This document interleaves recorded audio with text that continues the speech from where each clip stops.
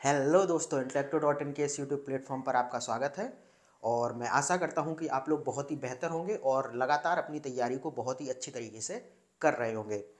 और आप लोग लगातार लगे रहिए। 14 मई कोई बहुत ज़्यादा दूर नहीं है। आप लोग जब तैयारी करेंगे तो देखेंगे कि बहुत ही जल्दी आपके सामने ये डेट आ जाएगी। और आप बहुत बार सोचेंगे कि थोड़ा सा टाइम और मिल जाता। तो अभी से लगातार लगे रहिए ताकि बाद में कोई ऐसा ना हो कि कोई भी पोर्शन आपका छूटा रह जाए।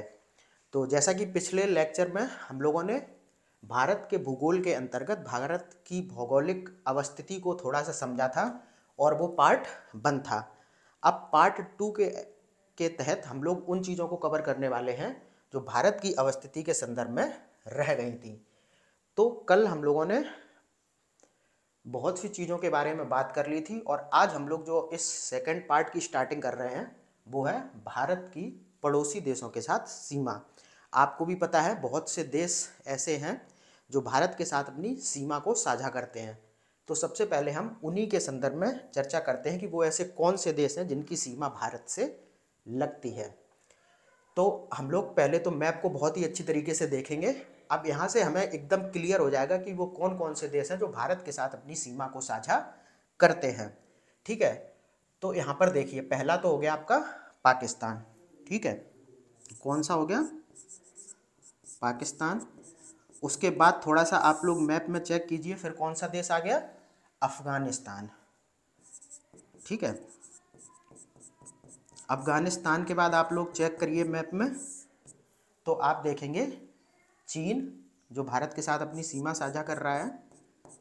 ठीक है, उसके बाद है नेपाल। ठीक है, नेपाल के बाद अब चेक करिए आप लोग तो देखेंगे भूटान भी भारत के साथ अपनी सीमा को साझा कर रहा है। और उसके बाद आप लोग देखेंगे तो बांग्लादेश। और बांग्लादेश के बाद आप लोग जब मैप में चेक करेंगे तो म्यांमार भी भारत के साथ अपनी सीमा साझा कर रहा है। तो इस तरीके से ये वो देश हैं जो भारत के साथ अपनी सीमा को साझा करते हैं। अब थोड़ा हम लोग इनको गिन के भी देख लेते हैं कि ये कितने देश हैं, क्योंकि बहुत बार विभिन्न परीक्षाओं में ये प्रश्न भी पूछा गया है कि कितने देश हैं, मतलब कि नंबर पूछा गया है वहाँ पर कि कितने देश हैं जो भारत के साथ अपनी सीमा को साझा करते हैं। तो एक हो गया पाकिस्तान, दूसरा आपका हो गया अफगानिस्तान, तीसरा चीन, चौथा नेपाल, पांचवा भूटान, छठवां बांग्लादेश और सातवां म्यांमार। तो 7 ऐसे देश हैं जो भारत के साथ अपनी सीमा को साझा करते हैं। ठीक है, अब ये तो बात हो गई देश की। अब हम देख लेते हैं कि ये जो देश हैं वो भारत के किन राज्यों के साथ सीमा बनाते हैं। ठीक है, तो देखते हैं, सबसे पहले पाकिस्तान को ही चेक करते हैं कि उनसे सटे भारत के कौन से राज्य हैं। ठीक है, तो यहाँ पर पाकिस्तान को हम सबसे पहले देखें, यहाँ से स्टार्ट करते हैं। तो ये गुजरात की सीमा लग रही है। ठीक है, तो यहाँ पर लिखते हैं हम लोग पाकिस्तान और फिर देख लेते हैं कि कौन कौन से भारतीय राज्य पाकिस्तान के साथ सीमा साझा करते हैं। ठीक है, तो पहला तो हो गया गुजरात। थोड़ा शॉर्ट में लिख देता हूँ मैं। गुजरात के बाद हो गया ये आप देख रहे हैं राजस्थान। ठीक है, राजस्थान के बाद आप देखेंगे तो पंजाब भी पाकिस्तान के साथ सीमा बनाता है। ये हो गया पंजाब।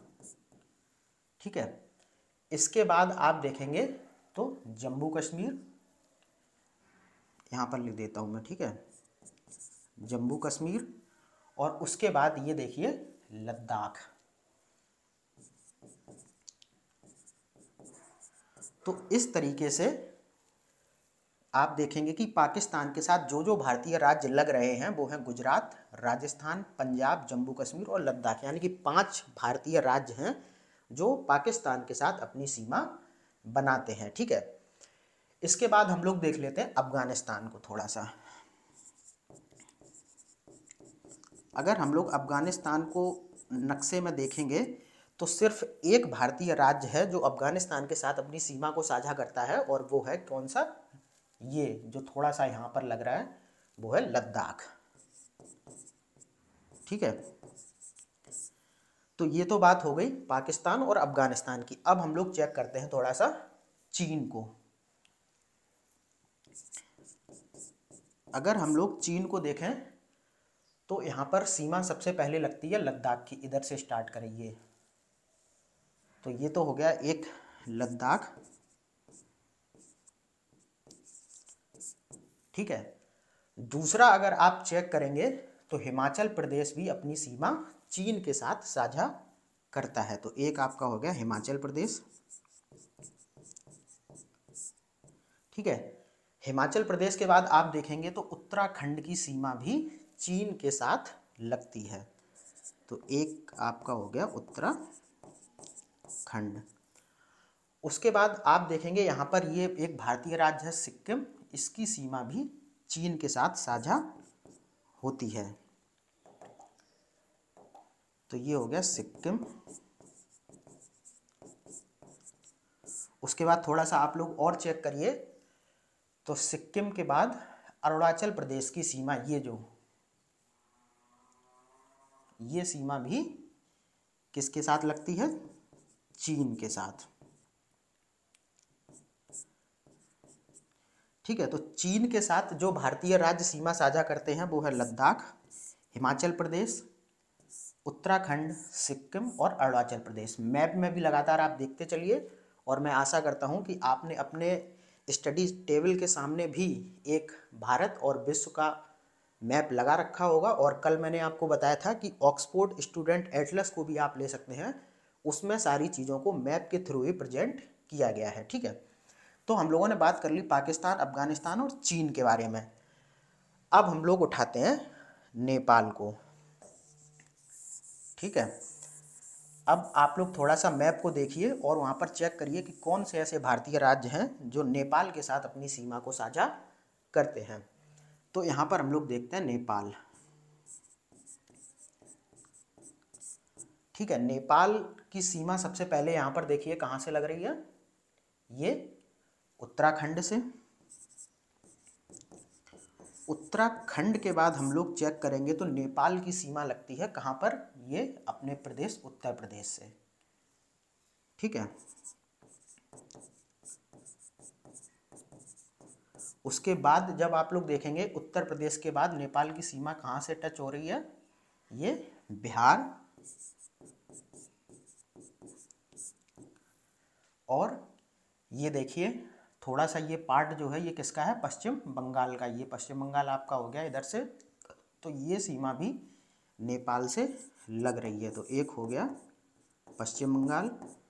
उसके बाद आप लोग चेक करेंगे तो सिक्किम भी अपनी सीमा नेपाल के साथ साझा कर रहा है। ठीक है, तो इस तरीके से ये 5 राज्य हैं जो नेपाल के साथ अपनी सीमा को साझा करते हैं। देखिए, जैसे अभी मैंने थोड़ी देर पहले पाकिस्तान, अफगानिस्तान और चीन के बारे में बात करी, तो वहाँ पर आप लोग एक चीज़ जब इस लेक्चर को लेते हुए आप अपने नोट्स बना रहे होंगे तो उसमें एक चीज़ ज़रूर लिखते चले जाएंगे कि एक तो आप राज्य लिखेंगे, दूसरा ये भी देख लेंगे कि उनकी जो भारतीय राज्य हैं इनकी संख्या कितनी है जो किसी अन्य देश के साथ अपनी सीमा को साझा कर रहे हैं। जैसे कि ये यहाँ पर 1 2 3 4 5, क्योंकि बहुत बार ऐसा होता है राज्य ना पूछ के डायरेक्ट उनकी संख्या को पूछ लिया जाता है। मान के चलिए क्वेश्चन आपसे पूछ लिया जाएगा ऐसे करके कि नेपाल के साथ कितने भारतीय राज्य अपनी सीमा साझा करते हैं, और विकल्प में आपको ऐसे करके 3 4 5 कुछ भी दे देगा। तो राज्यों के साथ साथ उनकी एग्जैक्ट संख्या भी आपको पता होनी चाहिए। ठीक है, तो ये बात हम लोगों ने कर ली नेपाल की। अब नेपाल के बाद हम लोग बात करने वाले हैं किसकी? भूटान की। भूटान को चलो थोड़ा सा देख लेते हैं हम लोग। अब भूटान को मैप में देखेंगे तो यहाँ पर देखिए सिक्किम अपनी सीमा भूटान से साझा करता है। ठीक है, इसके बाद आप देखिए भूटान की सीमा यहाँ पर ये देखिए पश्चिम बंगाल से भी लग रही है।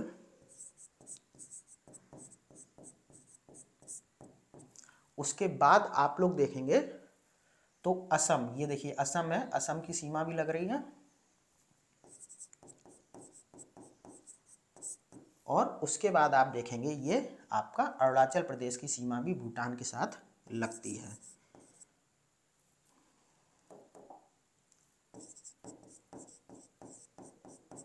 तो इस तरीके से ये 4 भारतीय राज्य हैं जो भूटान के साथ अपनी सीमा को साझा कर रहे हैं, सिक्किम, पश्चिम बंगाल, असम और अरुणाचल प्रदेश। और तो कोई रह नहीं गया है, ठीक है। इसके बाद हम लोग बात कर लेते हैं बांग्लादेश की।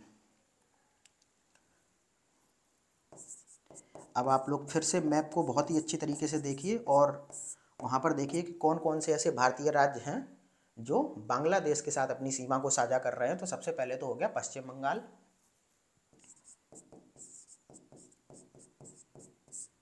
ठीक है। उसके बाद आप देखेंगे ये थोड़ी सी सीमा असम की भी लग रही है, तो दूसरा हो गया असम। इसके बाद आप लोग चेक करेंगे तो मेघालय भी असम के साथ अपनी सीमा को साझा कर रहा है, ठीक है। इसके बाद देखेंगे एक यहाँ पर ये राज्य है त्रिपुरा, तो ये भी अपनी सीमा को बांग्लादेश के साथ साझा करता है। और भी चेक कर लीजिए, और तो कोई राज्य है नहीं। तो बांग्लादेश के साथ भी 4 भारतीय राज्य हैं, पश्चिम बंगाल, असम, मेघालय और त्रिपुरा, जो अपनी सीमा को बांग्लादेश के साथ साझा करते हैं। अब यहाँ पर एक क्वेश्चन आपसे ये भी पूछा जाता है त्रिपुरा के संदर्भ में, ठीक है। एक क्वेश्चन पूछा जाता है कि कौन सा ऐसा भारतीय राज्य है जो तीनों तरफ से बांग्लादेश से घिरा हुआ है, तो वो त्रिपुरा ही है। त्रिपुरा को आप देखेंगे तो ये त्रिपुरा का मैप है, देखिए इधर से भी बांग्लादेश की सीमा लगती है, इधर से भी सीमा लग रही है और इधर से, यानी कि ये तीनों तरफ से बांग्लादेश से घिरा हुआ है, ठीक है। ये बात आप याद रखेंगे। उसके बाद हम लोग थोड़ा सा बात कर लेते हैं म्यांमार के बारे में। तो आप लोग फिर से एक बार मैप को बहुत ही अच्छी तरीके से देखिए और उसमें देखिए कौन कौन से भारतीय राज्य म्यांमार के साथ अपनी सीमा को साझा कर रहे हैं। तो म्यांमार के साथ हम लोग देखें तो एक तो यहाँ पर हो गया ये अरुणाचल प्रदेश, एक हो गया अरुणाचल प्रदेश। दूसरा अगर हम लोग मैप में देखेंगे तो नागालैंड भी अपनी सीमा साझा कर रहा है, किसके साथ? म्यांमार के साथ। उसके बाद देखिए मणिपुर,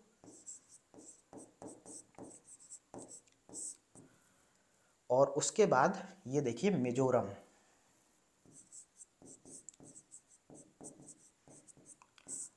और बाद बाकी तो कोई राज्य है नहीं, एक अरुणाचल हो गया, नागालैंड, मणिपुर और मिजोरम,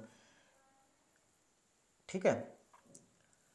तो ये 4 राज्य थे जो म्यांमार के साथ अपनी सीमा को साझा करते हैं, अरुणाचल प्रदेश, नागालैंड, मणिपुर और मिजोरम, ठीक है। तो ये हम लोगों ने देख लिया कि कौन कौन से वो राज्य थे जो पड़ोसी देशों के साथ अपनी सीमा को साझा कर रहे थे। अब हम लोग बात करते हैं, एक क्वेश्चन आपसे ये भी पूछ लिया जाता है कि किस कौन सा जो पड़ोसी देश है वो भारत के साथ अपनी सबसे लंबी सीमा साझा करता है। तो यहाँ पर आप मैप में जब देखेंगे तो वो है बांग्लादेश। यहाँ से स्टार्ट होके ये पूरी इतनी सीमा है जिसकी लंबाई है 4096 किलोमीटर, ठीक है। और ये वो पड़ोसी देश है जो भारत के साथ अपनी सबसे लंबी सीमा को साझा करता है। अब ये तो सबसे लंबी सीमा की बात हो गई, ठीक है। उसके बाद क्वेश्चन आपसे ये भी पूछा जा सकता है कि कौन सा देश भारत के साथ सबसे छोटी सीमा को साझा करता है। तो वो ये हो गया जो लद्दाख के साथ अफगानिस्तान की सीमा लग रही है, ये थोड़ी सी, इसकी लंबाई है 106 किलोमीटर, ठीक है। और ये देश कौन सा है? अफगानिस्तान।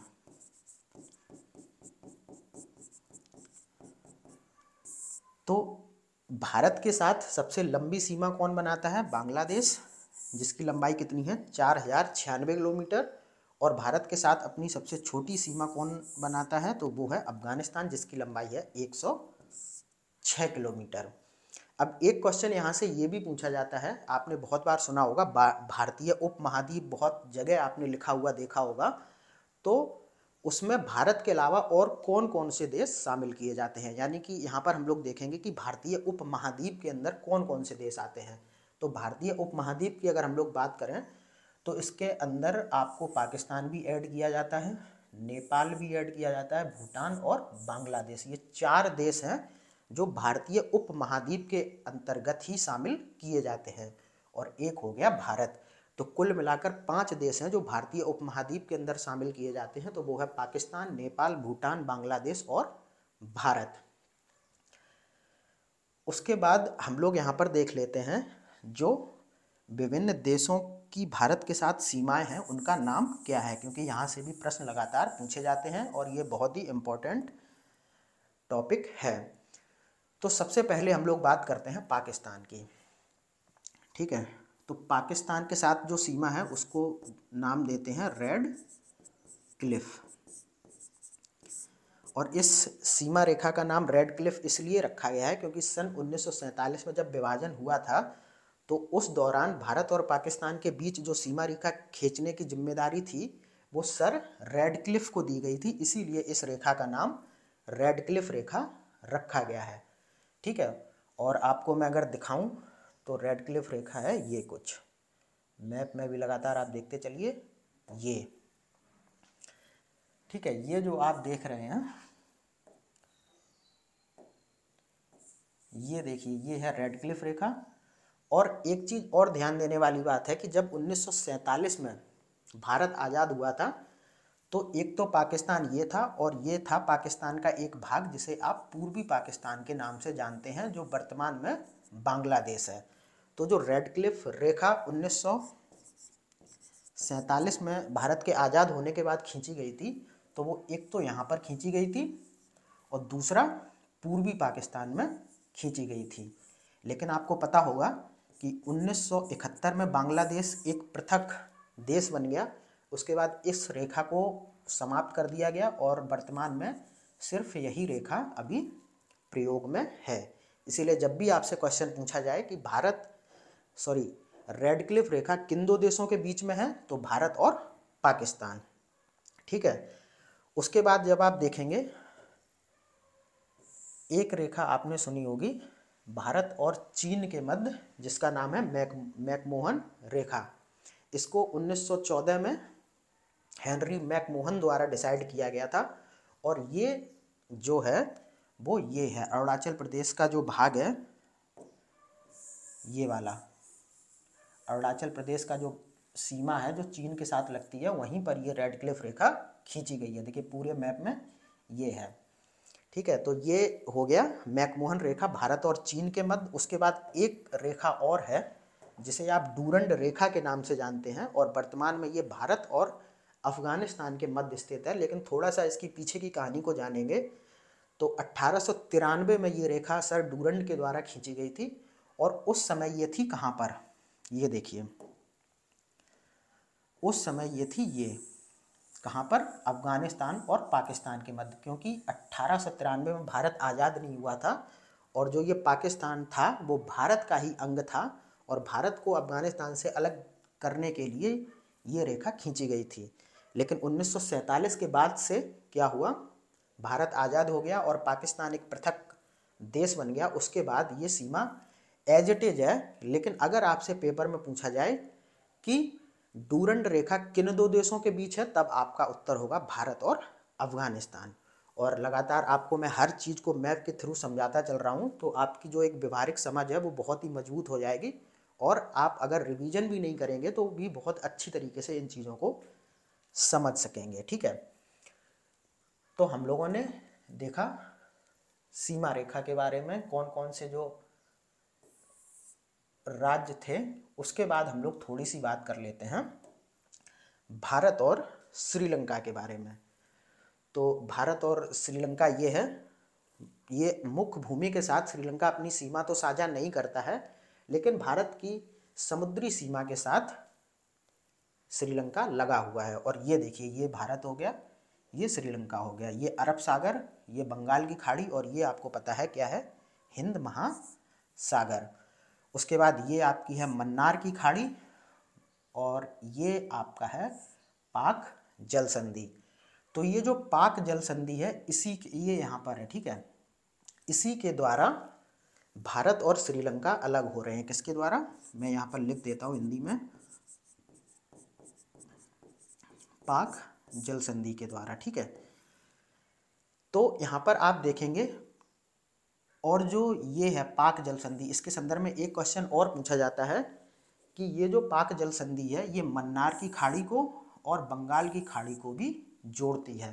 तो पाक जल संधि के द्वारा भारत और श्रीलंका अलग हो रहे हैं, और वहीं पर हम देखें तो ये जो मन्नार की खाड़ी है और जो बंगाल की खाड़ी है, इसको जोड़ रही है, ठीक है।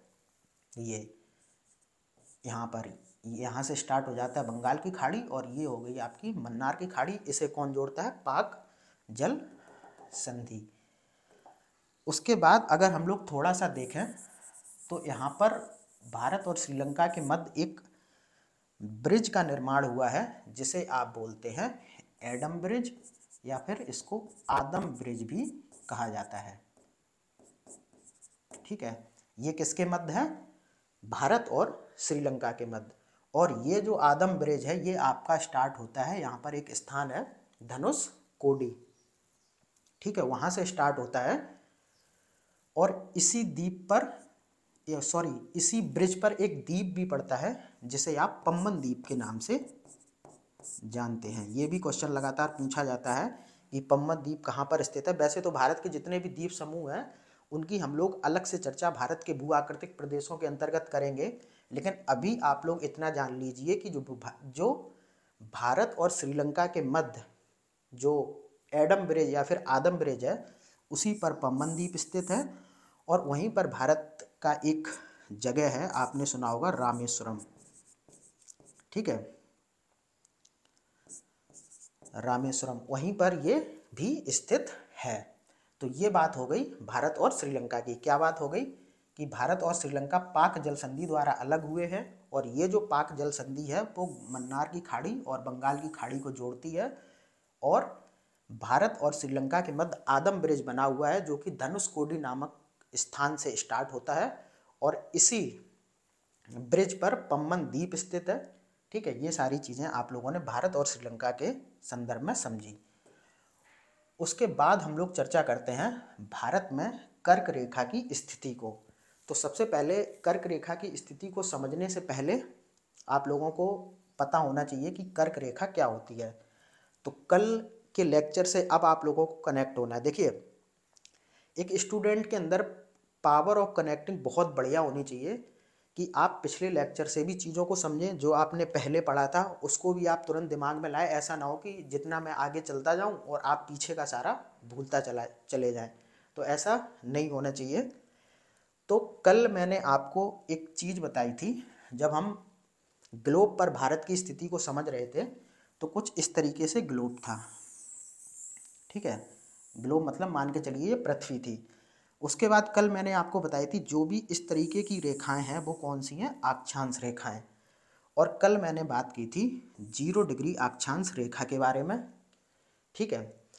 तो यहाँ पर जो ये रेखाएं गई हैं इस तरीके से, यहीं पर एक रेखा है ऐसे करके, जो है 23.5 डिग्री अक्षांश रेखा, ठीक है।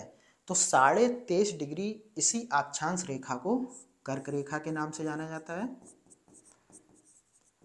23.5 डिग्री उत्तरी, आपको मैंने कल बताया था, ये उत्तर दक्षिण पश्चिम पूर्व। तो जो 23.5 डिग्री उत्तरी अक्षांश है उसी को कर्क रेखा के नाम से जानते हैं, और जो 23.5 डिग्री दक्षिणी अक्षांश है उसे हम लोग जानते हैं मकर रेखा के नाम से, ठीक है।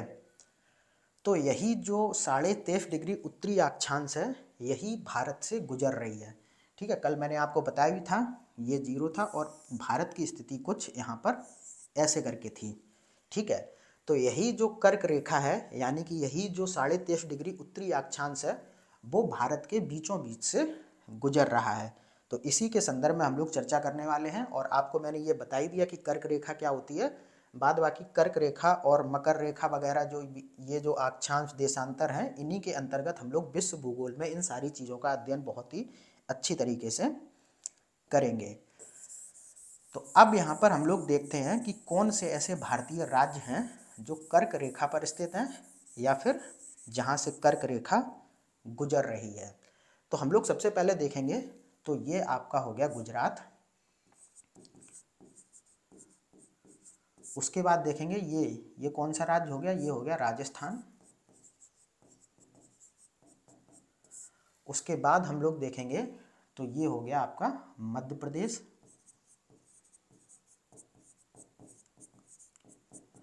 और ये जो आपका राज्य हो गया यहाँ से गुजर रही है, ये हो गया छत्तीसगढ़। उसके बाद हम लोग देखेंगे तो छत्तीसगढ़ के बाद ये आ गया झारखंड। और उसके बाद झारखंड के बाद देखेंगे तो ये हो गया पश्चिम बंगाल। पश्चिम बंगाल के बाद ये हो गया त्रिपुरा। और त्रिपुरा के बाद ये जो राज्य आ गया ये हो गया मिजोरम। तो ये वो भारतीय राज्य हैं जिनसे कर्क रेखा गुजर रही है। कहाँ से? गुजरात, राजस्थान, मध्य प्रदेश, छत्तीसगढ़, झारखंड, पश्चिम बंगाल, त्रिपुरा और मिजोरम। अब थोड़ा सा हम लोग काउंट करके भी देख लेते हैं कि कितने भारतीय राज्य हैं जो कर्क रेखा पर स्थित हैं।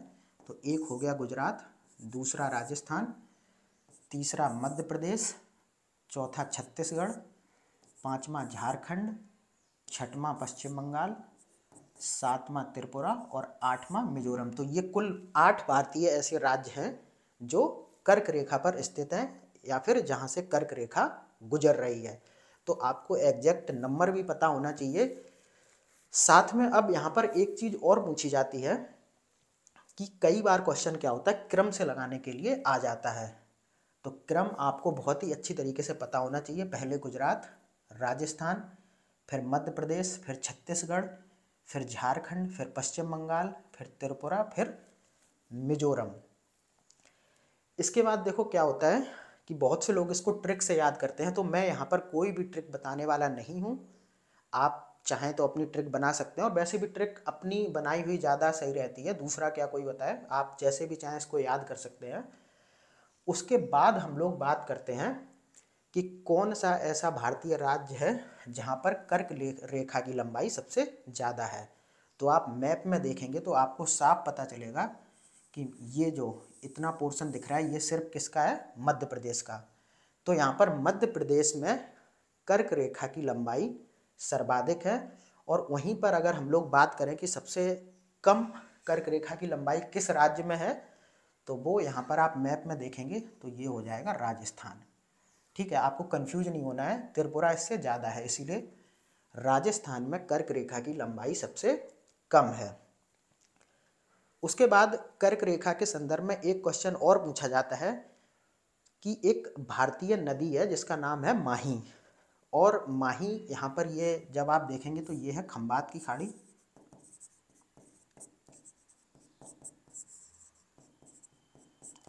तो जो ये खंबात की खाड़ी है यहाँ से एक नदी निकलती है माही। वो इस तरीके से कुछ बहती हुई 2 बार कर्क रेखा को काटती है। तो क्वेश्चन यही पूछा जाता है कि कौन सी ऐसी भारतीय नदी है जो कर्क रेखा को 2 बार काटती है। तो उसका नाम क्या है? माही। ये कहाँ से निकल रही है? खंबात की खाड़ी से। खैर अभी भारत के अफवाह तंत्र जब हम लोग पढ़ेंगे तो उसमें भारत के नदी तंत्र को बहुत ही अच्छी तरीके से देखेंगे। लेकिन आपको सिर्फ यहाँ पर ये बात पता होनी चाहिए कि माही नदी है जो खंबात की खाड़ी से निकलकर 2 बार कर्क रेखा को काटती है। और ये इकलौती ऐसी नदी है भारत की जो 2 बार कर्क रेखा को काट रही है।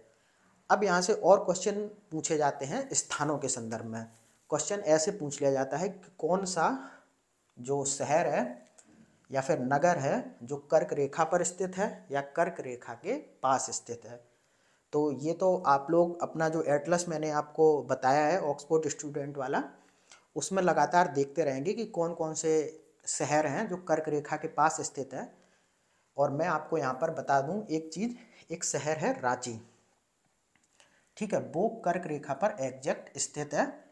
और 2 ऐसे शहर हैं, भोपाल और गांधीनगर। और भी होंगे, लेकिन मैं आपको यहाँ पर इसलिए ये चीज़ें बता रहा हूँ क्योंकि ये कई बार लगातार परीक्षाओं में पूछे गए हैं। तो रांची कर्क रेखा पर स्थित है एज इट इज। उसके बाद भोपाल और गांधीनगर जो शहर हैं वो कर्क रेखा के पास स्थित हैं। तो ये सारी चीज़ हो गई कर्क रेखा के संदर्भ में। अब हम लोग बढ़ते हैं आगे। उसके बाद बात करते हैं हम लोग मानक समय रेखा की। मानक समय रेखा मतलब जहाँ से पूरे भारत के समय को डिसाइड किया जाता है।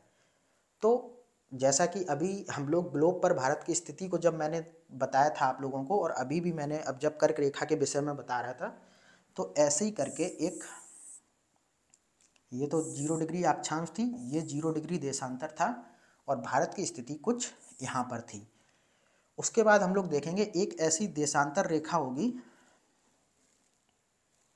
ये 82.5 डिग्री एक देशांतर रेखा है जो भारत से गुजर रही है, और इसी को भारत ने अपनी मानक समय रेखा माना है। और इस रेखा पर जो समय होगा वही संपूर्ण भारत का भी समय होगा, ये डिसाइड किया गया है। तो अगर हम लोग मैप में देखें, जो 82.5 डिग्री देशांतर रेखा है वो कुछ यूं गुजर रही है, देखिए ये। अब सबसे पहले तो हम लोग देखते हैं, और ये है कौन, 82.5 डिग्री। ये आप ध्यान रखना, लगातार प्रश्न आपसे ऐसे भी पूछ लिया जाएगा और अलग अलग चीज़ों को देके आपको कंफ्यूज किया जाएगा। लेकिन आपको ध्यान रखना है कि जो 82.5 डिग्री पूर्वी देशांतर है वो भारत से गुजर रहा है, और इसी को भारत ने अपनी मानक समय रेखा माना है। और मानक समय रेखा का मतलब है कि जो इस रेखा पर समय होगा वही भारत का संपूर्ण समय होगा। तो अब हम लोग देख लेते हैं कि ये जो मानक समय रेखा है ये भारत के किन किन राज्यों से गुजर रही है। तो देखो सबसे पहले कौन सा आ गया, ये आपका हो गया उत्तर प्रदेश। उसके बाद आप लोग देखेंगे तो ये हो गया मध्य प्रदेश। उसके बाद ये हो गया छत्तीसगढ़, और छत्तीसगढ़ के बाद ये देखिए हो गया उड़ीसा,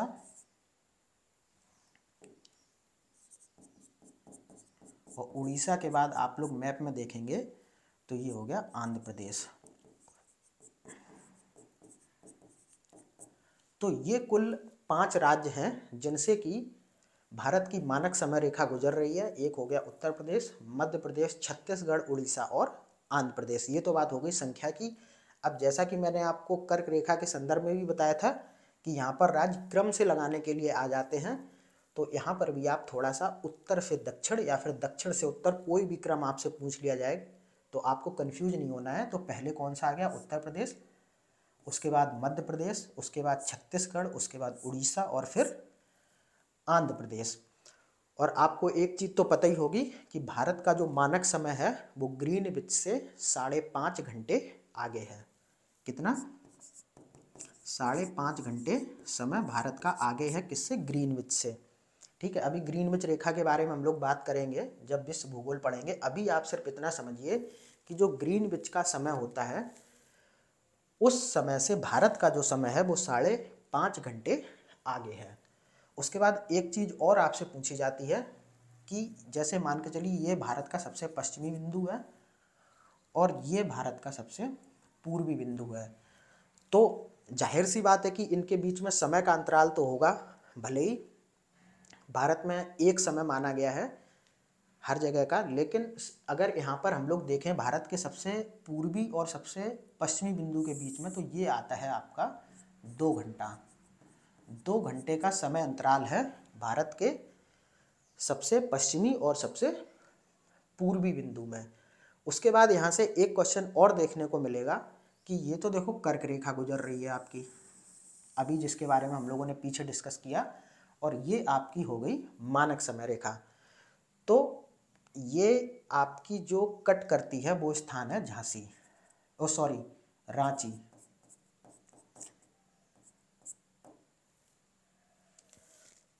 तो ये रांची में कट करती है कौन सी, कर्क रेखा और मकर रेखा। तो ये सारी चीज़ें थी मानक समय रेखा के बारे में। और इसको एक बार फिर मैं आप लोगों को रिवाइज करवा देता हूँ। 82.5 डिग्री है और कौन कौन से राज्यों से गुजर रही है? उत्तर प्रदेश, मध्य प्रदेश, छत्तीसगढ़, उड़ीसा और आंध्र प्रदेश। उसके बाद भारत का जो समय है वो ग्रीनविच समय से 5.5 घंटे आगे है। उसके बाद अगर हम लोग भारत के पश्चिमी और पूर्वी जो बिंदु हैं उनके बीच का जो समय अंतराल देखें वो लगभग 2 घंटे है। और अगर हम लोग देखें जो मानक समय रेखा है और जो कर्क रेखा है वो एक दूसरे को रांची में काटती है। ठीक है, तो ये सारी चीज़ें थी मानक समय रेखा के बारे में। उसके बाद हम लोग बात करते हैं भारत की प्रमुख जल संधियों के बारे में। जल संधि का मतलब होता है जब दो जलीय क्षेत्र आपस में अलग करती हैं तो वहाँ पर जो संधि बनती है उसको जल संधि कहते हैं। तो अब हम लोग बात करेंगे यहाँ पर इस मैप को देखते हुए ज़रा, ताकि आप लोग एक व्यवहारिक समझ बना पाएँ। ठीक है, सबसे पहले बात करते हैं 8 डिग्री चैनल की। तो 8 डिग्री चैनल की हम लोग बात करेंगे तो 8 डिग्री जो जल संधि है वो है किसके बीच? मालदीव, ये यहाँ पर गलत लिखा है, इसको ऐसे लिखेंगे। ठीक है, मालदीव और मिनिकॉय द्वीप के मध्य में स्थित है। और जो मिनिकॉय है वो लक्षद्वीप का सबसे बड़ा द्वीप है। खैर द्वीप समूह के अंतर्गत ये हम लोग देख लेंगे, लेकिन अभी आप सिर्फ इतना समझिए कि ये जो 8 डिग्री चैनल है या फिर 8 डिग्री जल संधि है, ये मालदीव एक जो देश है यहाँ पर और लक्षद्वीप का एक जो द्वीप है मिनिकॉय उसके मध्य स्थित है। ठीक है, उसके बाद 9 डिग्री चैनल यानी कि 9 डिग्री जल संधि को चेक कीजिए तो ये 9 डिग्री है जो मिनिकॉय द्वीप और लक्षद्वीप के बीच में है। तो 9 डिग्री चैनल कहाँ पे हो गया? मिनिकॉय और लक्षद्वीप के मध्य। उसके बाद हम लोग 10 डिग्री चैनल को यहाँ पर मैप में चेक करेंगे तो ये आ जाएगा कुछ, जो कि किसके मध्य है? ये आपका हो गया लघु अंडमान और ये हो गया निकोबार द्वीप। इनके बीच में 10 डिग्री चैनल स्थित है। ठीक है, उसके बाद हम लोग बात करते हैं ग्रेट चैनल की। तो जो ये ग्रेट चैनल है ये निकोबार द्वीप और इंडोनेशिया के सुमात्रा द्वीप के मध्य स्थित है। और निकोबार द्वीप पर आपको पता ही है भारत का जो सबसे दक्षिणतम बिंदु है इंदिरा पॉइंट यहीं पर स्थित है। और इसी इंदिरा पॉइंट और इंडोनेशिया के सुमात्रा द्वीप के मध्य ये ग्रेट चैनल स्थित है या फिर ग्रेट जल संधि जो भी इसे आप बोलिए वो स्थित है। उसके बाद पाक जल संधि के संदर्भ में अभी हम लोगों ने बात की थी कि जो ये पाक जल संधि है ये तमिलनाडु और श्रीलंका के मध्य स्थित है, यानी कि भारत और श्रीलंका के मध्य स्थित है, या फिर ये जल संधि भारत और श्रीलंका को अलग करती है। उसके बाद एक जल संधि और है जिसका नाम है कोको जल संधि। तो आप जब मैप में देखेंगे तो ये कोको जल संधि ये अंडमान का एक द्वीप है और ये एक म्यांमार का कोको द्वीप है। इनके मध्य जो संधि स्थित है उसे बोलते हैं कोको जल संधि। तो ये सारी जल संधियाँ थी जो भारत के संदर्भ में आपसे पूछी जाती हैं और लगातार यहाँ से प्रश्न बनते रहते हैं। तो ये आज की क्लास थी। खैर अब भारत की जो भौगोलिक अवस्थिति थी वो लगभग पूरी हो गई है, लेकिन फिर भी मैं इसका एक तीसरा पार्ट और लाऊंगा जहाँ पर आपको कुछ तथ्यात्मक जानकारी छूट गई है। तो उन तथ्यों के संदर्भ को भी हम थोड़ा सा समझ लेंगे, क्योंकि लगातार प्रश्न वहाँ से भी पूछे जाते रहे हैं। जैसे कि राज्यों के संदर्भ में बहुत सी चीज़ें ऐसी हैं जो भारत की भौगोलिक अवस्थिति को समझने के लिए बहुत ज़रूरी हैं। तो हम लोग इसका एक थर्ड पार्ट लेकर और आएंगे और वहाँ पर भी चीज़ों को बहुत अच्छी तरीके से तथ्यों को समझेंगे। तो मैं आशा करता हूँ कि आपको ये लेक्चर बहुत ही अच्छी तरीके से समझ में आएगा और लगातार आप साथ बने रहेंगे। ठीक है, तो चलिए फिर आज के लेक्चर को यहीं ख़त्म करते हैं और फिर मिलते हैं भारत के भौगोलिक परिचय के तीसरे पार्ट में। तब तक के लिए धन्यवाद।